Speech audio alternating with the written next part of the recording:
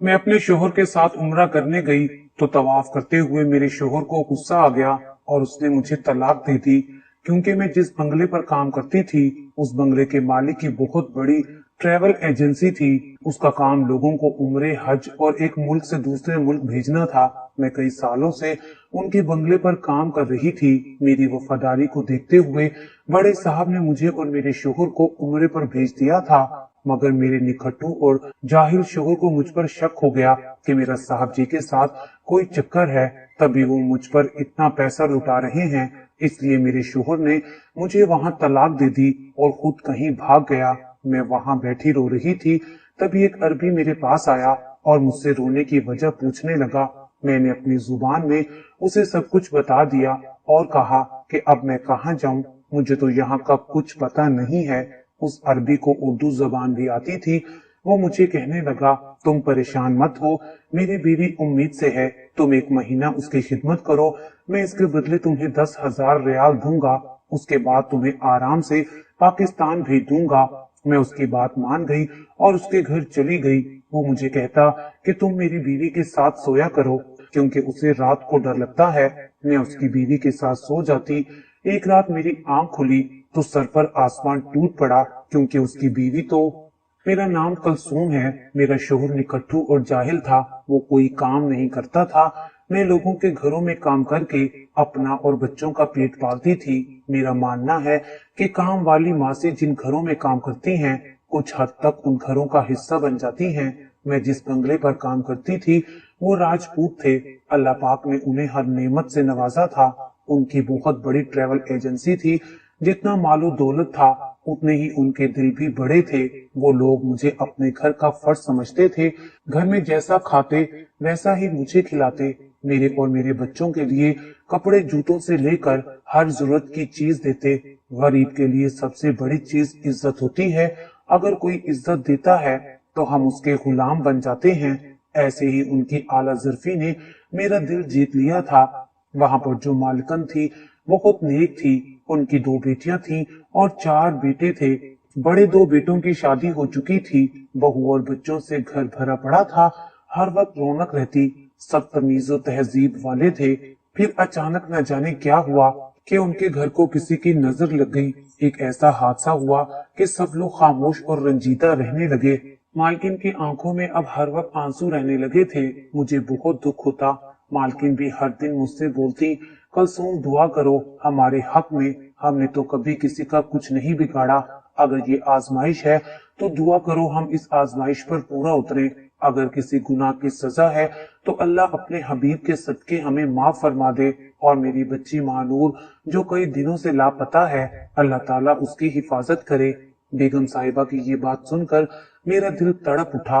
अगर मेरे बस में होता तो मैं उनके दर्द की दवा करती, मगर मैं खुद उनकी तरह बेबस और मजबूर थी। शायद जो लोग हमारे साथ अच्छा चलते हैं उनका हमारे दिल में एक खास मकाम बन जाता है। मेरा दिल करता था मैं उनके काम आऊं, उनके लिए कुछ कर सकूं, क्योंकि उन लोगों के मुझ पर बहुत एहसानात थे। 7 माह गुजर गए मगर महानूर बेटी का कुछ पता नहीं चल सका था। मैं जबरदस्ती बेगम साहिबा को खाना खिलाती थी और यकीन दिलाती थी कि एक दिन ऐसा आएगा, सब पहले जैसा हो जाएगा, आपके घर की खुशियां दोबारा लौट आएंगी। बस वो आंसू भरी आंखों से मुझे देखकर रह जाती थी। सच तो ये था अब उन लोगों ने महानूर बेटी जिसकी उम्र 18 साल थी उसकी वापसी की उम्मीद छोड़ दी थी। पुलिस भी उसे ढूंढ ढूंढ कर थक चुकी थी। सब कहते हैं लोग पैसे से सब कुछ खरीदा जा सकता है मगर खुशियां नहीं खरीदी जा सकती। इसी दौरान एक रोज बड़े साहब ने मुझे बुलाया और कहा कि कलसूम, तुम उम्रे पर जाना चाहती थी ना, तुमने एक बार मुझसे जिक्र भी किया था। मैंने कहा जी साहब जी, दिल तो चाहता है कि मैं अपने शोहर के साथ उम्रा करने जाऊं, मगर मुझ गरीब के पास इतने पैसे कहां से आएंगे। साहब जी कहने लगे, तुम दोनों मियाँ बीवी उम्रे पर जाने की तैयारी करो। ऐसे समझो कि अल्लाह ताला ने तुम्हारी दुआ सुन ली है। मैं साहब जी की बात सुनकर बहुत हैरान हुई और खुश भी, मगर मेरे शोहर को मुझ पर शक था कि अचानक से बड़े साहब हम पर इतने मेहरबान कैसे हो गए हैं। उसे लगता था कि शायद मेरा बड़े साहब के साथ कोई चक्कर है। खैर हम दोनों वहां पहुंच चुके थे। हमें वहां आज तीसरा दिन था। आज तवाफ करते हुए अचानक मेरे शोहर को गुस्सा आ गया और वो इसी शक की बिना पर मेरा शोहर मुझे तलाक देकर वहां से भाग गया। ये मेरे साथ क्या हो गया था? मैं वहां बैठी रो रही थी, तभी एक अरबी जिसे उर्दू जुबान भी आती थी, वो मुझसे मेरी परेशानी पूछने लगा। मैंने उसे सारी बात बता दी। वो कहने लगा, तुम रोना बंद करो, तुम एक महीना मेरी बीमार बीवी जो उम्मीद से है उसकी खिदमत करो, मैं तुम्हें इसके बदले 10,000 रियाल भी दूंगा और तुम्हें वापस पाकिस्तान भी भेज दूंगा। मैं उसकी बात मानकर उसके साथ चली गई, क्योंकि मेरे पास 1 रुपया भी नहीं था और मैं यहाँ के बारे में कुछ नहीं जानती थी। मैं उस अरबी के साथ उसके घर चली गई और उस अरबी के घर का काम करना शुरू कर दिया। उस अरबी के घर में बस 2 मियाँ बीवी ही होते थे और बाहर दरवाजे पर हर वक्त गार्ड बैठा पहरा देता था और वो लोग कहीं भी आते जाते नहीं थे। फिर भी कभी कभी साहब बाहर जाते थे, मगर बेगम साहिबा को मैंने कभी भी घर से बाहर निकलते नहीं देखा था। यहाँ तक कि वो घर में भी ठीक से नहीं घूमती थी। उस अरबी ने मुझे बंगले की बैक साइड पर रहने को एक कमरा भी दे दिया था। मैं सुबह के 8 बजे उनके बंगले में जाती थी और शाम को 4 बजे वापस अपने कमरे में आ जाती। घर की सफाई, बर्तन धोना और खाना बनाना सब मेरी जिम्मेदारी था, मगर इस दौरान बेगम साहिबा अपने चेहरे को निकाब से छुपा कर रखती थी। वो कभी भी अपना निकाब नहीं उतारती थी। हो सकता है मेरे जाने के बाद वो निकाब उतार देती थी, ये तो मुझे नहीं मालूम था। अरबी की बीवी बड़ी मोहतात रहती थी, ऐसे लगता था उसे कोई खौफ खाए जा रहा है। हर वक्त डरी डरी सी रहती थी, थोड़ी सी आहट पर भी चूक जाती और जब मैं कमरे में होती ऐसा लगता था मुझसे कुछ बोलना चाहती हूँ मगर बोल नहीं पा रही हूँ। वो हर वक्त दीवारों को और छतों को देखती रहती, ऐसा महसूस होता था उनमें कुछ तलाश कर रही हो, मगर कोई है जो उससे बात करने से रोकता है। या शायद ये मेरा वहम था, कुछ भी था, मगर अब मैं उन पर बड़ी गौर फिक्र करने लगी थी। फिर एक दिन उस अरबी ने मुझे कहा, तुम रात को मेरी बीवी के पास रुक जाया करो, उसे 9वां महीना लग चुका है, कभी भी उसकी डिलीवरी हो सकती है। उसके बदले वो मुझे अच्छे खासे पैसे देता। मैं उसके पास रुकने लगी थी और टीवी लाउंज में नीचे जमीन पर बिस्तर बिछाकर सोती थी। अभी मेरी आंख पूरी तरह नहीं लगी थी कि मुझे ऐसे महसूस हुआ कोई मेरे करीब से गुजरा हो, कोई अंधेरे में बाहर जा रहा हो। मैं बहुत डर गई थी। अब मैंने अपनी पूरी आंखें खोलकर इधर उधर देखा। मुझे अंधेरे में कुछ नजर नहीं आ रहा था, मगर ऐसा महसूस हो रहा था कि मेरे इर्द गिर्द कोई है। मुझे अकेले सोने की आदत नहीं थी और मुझे अंधेरे से भी बहुत खौफ आता था और मेरा सारा जिस्म डर के मारे कांप रहा था। मेरा दिल कर रहा था अभी इसी वक्त यहाँ से भाग जाऊं और अपने मुल्क वापस चली जाऊं, मगर क्या करती, मैं अब यहाँ फंस चुकी थी। उस अरबी ने अच्छे खासे पैसे की पेशकश की थी और मुझे उस वक्त पैसे की बहुत जरूरत थी, इसलिए मैं मजबूर होकर मुझे उसकी बात माननी पड़ी। मैं दिल में कुरानी आयतों को विर्द कर करके अल्लाह पर भरोसा करके सो गई और जब सुबह उठी तो ये बात बिल्कुल भूल चुकी थी। सारा दिन काम में मसरूफ गुजर गया, मगर जैसे ही रात हुई थकन के बायस में जल्दी सो गई, मगर रात के न जाने कौन से पहर गहरी नींद से मेरी आंखें खुल गईं। मुझे टेरेस में कोई खड़ा नजर आया जो फोन पर बातें कर रहा था। मैं समझ गई थी यकीनन ये वही अरबी ही होगा, क्योंकि यहाँ इतनी सख्ती थी, अंदर और कोई आ ही नहीं सकता था। मगर न जाने मुझे क्या हुआ कि मैं दबे कदमों से टेरेस के दरवाजे से कुछ दूर खड़ी हो गई। मैं उस अरबी की बातें सुनने लगी। वो बहुत गुस्से में लग रहे थे और किसी से बोल रहे थे, जाने कब मेरी इस आजाब से जान छूटेगी, ये तो मेरे लिए जान का आजाब बन गया है। बस एक बार बच्चा पैदा हो जाए तो मैं इसे यहाँ से लेकर दुबई निकल जाऊंगा। पुलिस अब भी मेरे पीछे पड़ी है, मुझे ढूंढ रही है। कब तक मैं इस अरबी के रूप में यहाँ छुपता रहूंगा। उस अरबी की बातें सुनकर मेरा दिल दहल गया। मैं आराम आराम से अपनी जगह पर वापस आकर सो गई, मगर अंदर से जो हालत हो रही थी मेरी, वो बयान करना मुश्किल था। ऐसा महसूस हो रहा था मेरा दिल पसलियां तोड़कर बाहर निकल आएगा। वो अब भी फोन पर बातें कर रहे थे, मगर इससे पहले क्योंकि वो मुझे देखते मैं डर के मारे अपनी जगह पर वापस आ गई थी। साहब आराम आराम से चलते हुए अपने कमरे के अंदर चले गए, मगर अब मैं सोच में पड़ गई थी मुझे लग रहा था मैं किसी बहुत बड़ी मुसीबत में फंस गई हूँ। इसको पुलिस आखिर क्यों ढूंढ रही थी? जरूर इन्होंने ऐसा कुछ किया है जिसकी वजह से वो पुलिस से छुपते फिर रहे हैं। अब नींद मेरी आंखों से कोसों दूर थी। सारी रात मैंने जागकर गुजार दी। वापसी का भी कोई रास्ता बाकी नहीं था। वो तो शुक्र है अगली रात ही बेगम साहिबा को दर्द शुरू हो गया और उनका शोहर मुझे अंदर बुलाकर खुद किसी डॉक्टर को लेने के लिए चला गया। मैंने उस अरबी से डर डर कर कहा कि आप इन्हें डॉक्टर के पास ले जाएं, मगर वो नहीं माना। बेगम साहिबा वो बहुत ज्यादा तकलीफ में थी और उस तकलीफ में उन्हें होश नहीं रहा और उनका निकाब उतर गया। उनको बगैर निकाब के देखकर मेरे होश उड़ गए थे। जिसे मैं एक अरबी औरत समझ रही थी वो कोई और नहीं बल्कि महानूर बीबी थी, जिसे कॉलेज के बाहर से अगवा किया गया था, जिसके जाने के बाद अब तक राजपूत फैमिली के मकीनों के चेहरे पर आंसू थे, जिनका दुख दर्द कम नहीं हो रहा था। बस उनके घर में दर्द का मौसम ठहर गया था। मुझे उन लोगों का बहुत दुख होता था। महानूर बीबी, मैंने उनका नाम सरगोशी में पुकारा था। आप यहाँ कैसे? आपके घर वाले आपको अब तक ढूंढ रहे हैं। उन्हें लगता है आपको अगवा किया गया है, मगर आप तो। मैंने बात आधे में छोड़ दी। मुझे हैरत का शदीद झटका लगा। उसके घर वाले अब तक ये समझ रहे थे कि उनकी बेटी अगवा हुई है। उन भले लोगों को मालूम नहीं था कि उनकी बेटी तो घर से भाग गई थी और शादी रचाकर अब बच्चा पैदा करने वाली थी। मुझे उस वक्त महानूर पर बहुत गुस्सा आया और उसके घर वालों पर तरस आ रहा था, जो बेचारे अब तक धोखे में थे। मगर जब महानूर ने अगली बात बताई तो मेरे होश उड़ गए। महानूर बहुत तकलीफ में थी, मगर फिर भी होले से बोली, कलसूम खाला, इस घर में हर जगह कैमरे लगे हैं। मैं आपको पहले दिन ही पहचान गई थी, मगर इसलिए चुप थी क्योंकि वो शख्स हर वक्त मुझ पर नजर रखे हुए होता है। उसी ने मुझे कॉलेज के बाहर से अगवा किया था और जबरदस्ती मुझसे निकाह करके मुझे यहाँ ले आया है। अब बच्चा होने के बाद ये मुझे दुबई ले जाएगा और वहाँ बेच देगा, और इसने मेरे बच्चे का भी किसी के साथ सौदा किया हुआ है।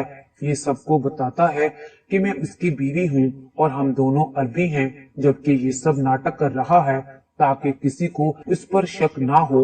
सब यही समझेंगे कि ये बीवी बच्चे वाला है। मैं इस दलदल से नहीं निकल सकती। ये लोग लड़कियों को अगवा करके मुल्क से बाहर ले जाकर स्मगल करते हैं और ना जाने उनके साथ क्या क्या होता होगा। ये सोचकर ही मेरी रूह काम जाती है। मेरे वालिदैन तो बहुत नेक हैं, हमने तो किसी का कुछ नहीं बिगाड़ा, फिर मेरे साथ ऐसा क्यों हो रहा है? अब किसी तरह आप मेरे घर वालों को खबर कर दें, मुझे इस आजाब से निकाल लें, वरना आगे ना जाने मेरे साथ क्या क्या होगा। मानूर होले होले बात कर रही थी ताकि उसकी बातें कैमरे में महफूज ना हो सके। वो इस तरह बात कर रही थी कि अगर वो शख्स देख भी ले तो समझ ना सके कि हमारे बीच क्या बात हो रही है। महानूर बीच बीच में दर्द से कराह रही थी और मैं भी समझ गई कि मुझे ये नहीं दिखाना कि मैं महानूर बीबी को पहचानती हूँ। उसी लम्हे वो शख्स एक दाई को लेकर आ गया। दाई ने भी उस आदमी से कहा कि ये केस बहुत पेचीदा है, आप इन्हें अस्पताल लेकर जाएं, मगर वो आदमी बाजिद था। दाई ने कहा, अगर माँ और बच्चे को कुछ हो जाता तो मैं जिम्मेदार नहीं हूँ, मगर उस शख्स को कोई फर्क नहीं पड़ा। उसने दाई से ही डिलीवरी करवाई। मुझे बहुत डर लग रहा था कहीं मानूर बीबी को कुछ हो ना जाए, मगर अल्लाह पाक का शुक्र है बीबी को तो कुछ नहीं हुआ। बड़ी मुश्किलों के बाद महानूर की एक मरी हुई बेटी पैदा हुई, वरना उसकी जान को बहुत खतरा था। उस शख्स को इस बात से भी कोई खास फर्क तो नहीं पड़ा था, मगर उसका मूड खराब जरूर हुआ था, क्योंकि जिस मकसद के तहत ये बच्चा पैदा किया जा रहा था वो उसमें कामयाब ना हो सका था। ऐसे लोगों का हर उठाया कदम किसी न किसी मकसद के तहत ही होता है। काफी अरसे तक मुझे बीबी के पास रुकना पड़ा और फिर मैंने उस अरबी से कहा, मुझे इजाजत दे, इतने दिनों से मैं आपके कहने पर रुकी हुई थी, अब तो डिलीवरी भी हो गई है, अब मैं वापस अपने मुल्क जाना चाहती हूँ। मैंने नॉर्मल अंदाज में कहा था ताकि उसको मुझ पर शक ना हो। उस आदमी ने अपनी जेब से पैसे निकाले और मुझे दे दिए। मैं अपना सामान उठाकर उसके बंगले से बाहर आ गई। अब मुझे समझ नहीं आ रहा था कि मैं क्या करूं, कैसे महानूर के घर वालों को ये बात बताऊं। ऐसा ना हो कि वो शख्स मुझ पर नजर रखे हुए हो। मुझे बहुत डर लग रहा था कि मैं इस मामले में उलझ कर कहीं मैं खुद ही ना फंस जाऊं। मुझे तरह तरह के वसवसे आ रहे थे, मगर मुझे उन लोगों के एहसान भी याद आ रहे थे जब मेरे पास 1 रुपया भी नहीं था और इन लोगों ने मुझे और मेरे शोहर को उम्रे के लिए भेज दिया था। वो लोग मेरा हर तरह से ख्याल रखते थे। ये तो मेरी किस्मत कि मेरा शोहर ही मुझे छोड़ गया। इस सब में तो उनका क्या कसूर था? उन्होंने तो इस बुरे वक्त में मेरे साथ भला किया था। वो बहुत अच्छे और नेक लोग थे। ऐसे लोग कभी नहीं मिलते हैं।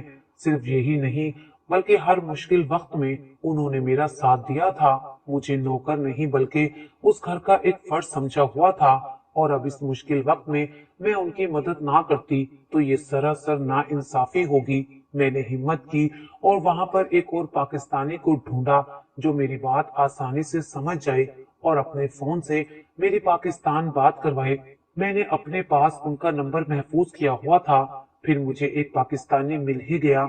मैंने उसके फोन से साहब जी का नंबर मिलाया और सारी बात उनको बता दी कि कैसे उस अरबी शख्स ने बीबी से निकाह किया और उसे स्मगल करके यहाँ ले आया है और अब यहाँ से दुबई जाने का इरादा रखता है। ये सुनकर बेगम साहिबा और साहब रोने लगे। महानूर बीबी के भाइयों ने हिम्मत की और मुझसे हर बात पूछी, मगर घर का पता भी लिख लिया और मुझे वापस महानूर के पास जाने का कहा ताकि उस आदमी को कोई शक ना हो। साहब जी बोले कि हम 2 दिन में ही तुम्हारे पास वहीं पहुंच जाएंगे, तुम जाकर महानूर को तसल्ली दो। मैंने कहा साहब जी जो भी करना है जल्दी करें, क्योंकि वो शख्स महानूर को यहाँ से किसी दूसरी जगह मुंतकिल करने वाला है और मुझे भी शायद अब काम पर मुश्किल से रखेगा, क्योंकि महानूर की तबीयत खराबी की वजह से ही उसने मुझे काम पर रखा था। महानूर के भाइयों ने मुझे बहुत सारी हिदायत दी और यूं मैं उस अरबी शख्स के घर वापस आ गई। महानूर सो रही थी। मैंने उस शख्स से कहा कि मुझे 2 दिन यहाँ रहने की इजाजत दे दो, फिर मैं यहाँ से चली जाऊंगी। उसने हाँ में सर हिला दिया। फिर 2 दिन ऐसे ही गुजर गए। आज तीसरा दिन था। महानूर के भाई सऊदी अरब पहुंच चुके थे। तीसरे दिन मैंने खाना बनाया। उस खाने में नींद की दवा मिला दी। खाना खाकर वो वहीं बैठे बैठे ही सो गया। कुछ देर तो मैं वहां खड़ी रही ताकि देखूं वो पक्का सो गया है या नाटक कर रहा है, क्योंकि ऐसे लोग बहुत होशियार होते हैं। उन्हें जल्दी ही दूसरों पर शक हो जाता है कि कौन क्या खेल खेल रहा है। जब मैंने यकीन कर लिया कि वो बेहोश हो गया है, तब सुकून का सांस लिया।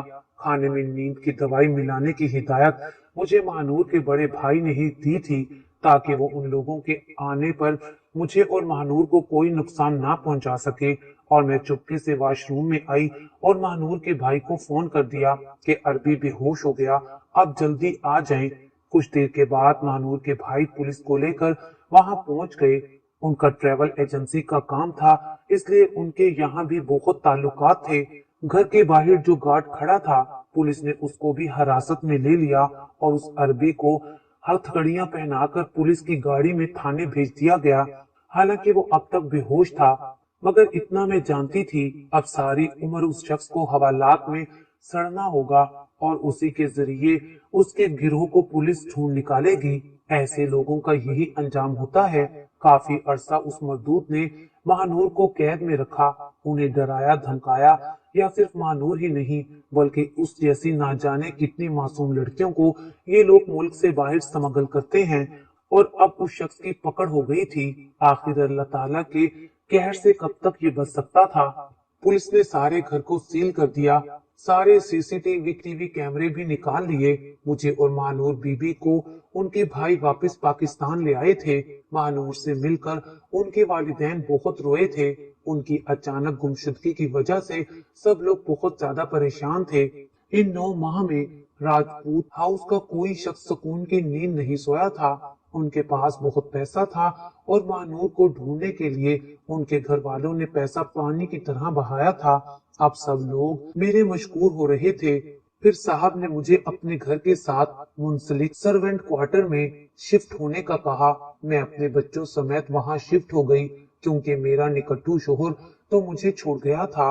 अब वो कहाँ था मुझे कुछ पता नहीं था। वैसे भी अल्लाह ताला ने मेरी उससे जान छुड़वा दी थी। यही मेरे लिए बेहतर था। साहब ने मेरे सारे बच्चों को स्कूल में दाखिल करवा दिया। मैं उनकी बहुत मशहूर थी। नेकी कभी रायगा नहीं जाती। उन लोगों ने मेरे साथ भलाई की थी और उसके बदले मैंने भी उनके साथ भलाई की, और फिर से उन लोगों ने मेरे बच्चों को स्कूल में डालकर मुझे अपने एहसानात के बोझ तले दबा दिया था। और आज तक ये लोग मेरी हर मुमकिन मदद करते आए हैं। मुझे ऐसा लगता है जो लोग किसी के साथ नेकी करते हैं, वो नेकी किसी न किसी रूप में उनके आगे आती है और उन्हें मुश्किलों से निकालती है। जो खुल्के खुदा की मदद करते हैं, अल्लाह ताला भी उनकी मदद करता है और उन्हें कभी भी मुश्किल की घड़ी में तन्हा नहीं छोड़ता। आज मैं अपने बच्चों के साथ साहब के घर में बड़े मजे से रह रही हूँ।